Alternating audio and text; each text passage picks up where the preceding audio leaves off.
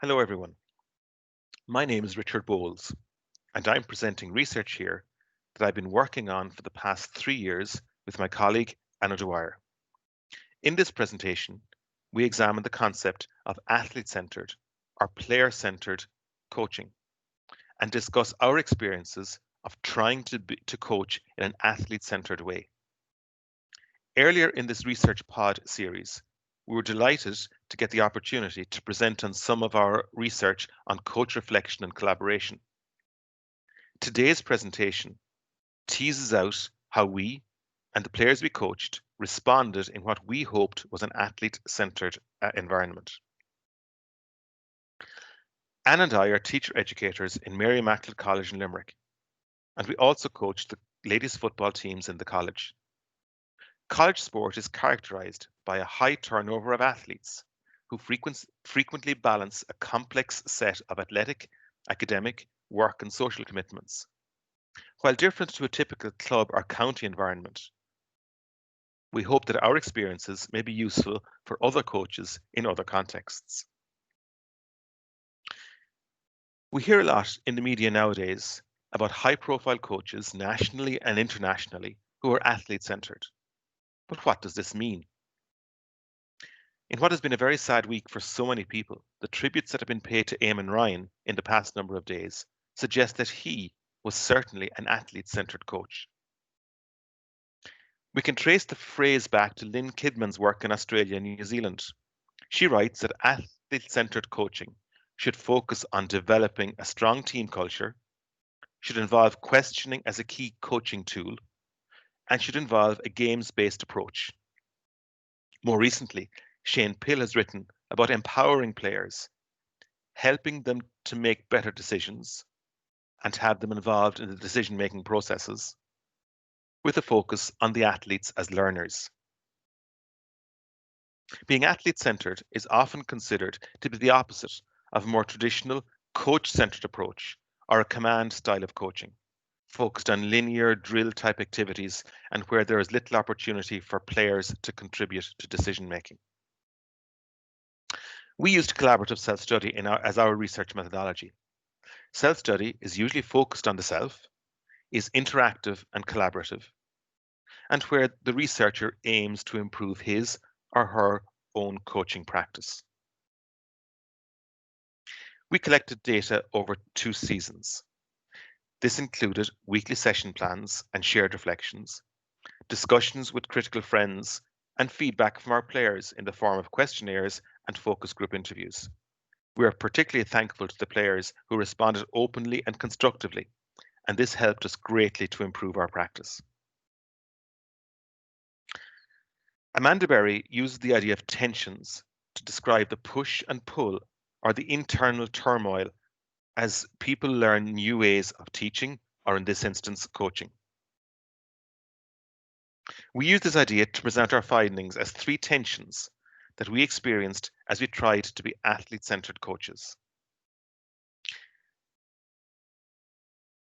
We've described the first tension as being like on a roller coaster, where we're moving from the tried and trusted ideas that and ways that we used to coach before to something new. Anne's comment here mentioned how she felt that she wasn't in control of what was going on. Players liked what we were doing, liked the way they could express opinions, liked how they could disagree with something, but often felt that we should be giving them more direction.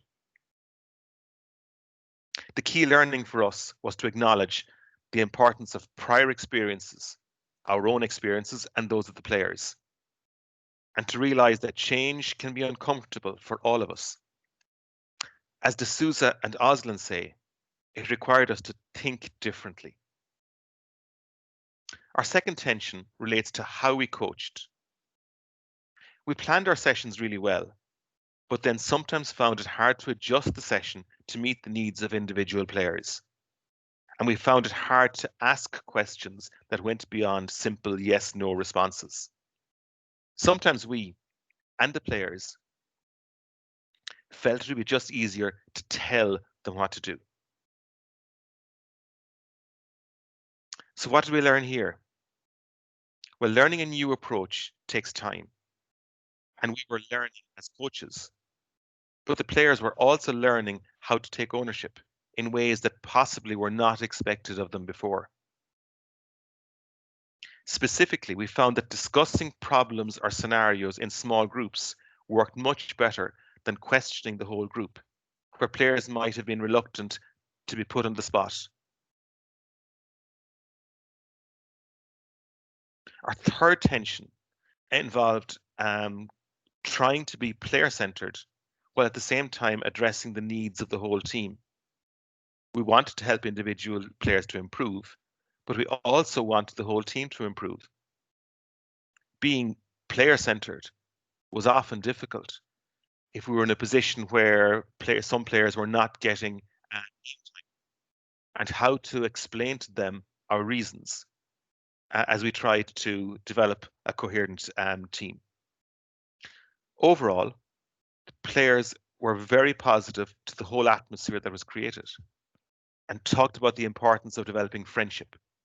And this was a very important point for them as they bought into a team culture or team dynamic.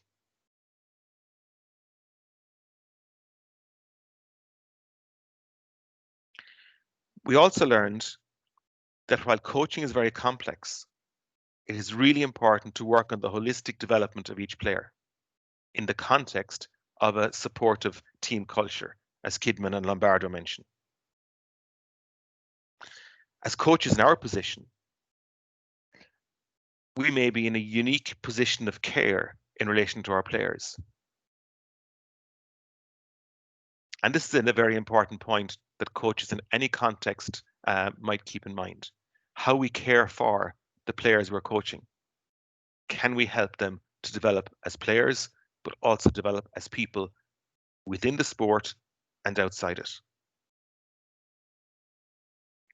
So, what are our concluding thoughts? What are our key messages? Well, athlete-centered coaching requires us to think deeply about how we interact with our players. Being an effective coach hinges on that coach-athlete relationship that is developed. And while we might sometimes revert to more coach-centered activities, we must also keep in mind that we are trying to develop a partnership between coach and players, working towards a common goal. Thank you for your attention.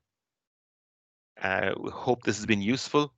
And if you have any questions or we require any further information about our study, please feel free to email us at either of those email addresses.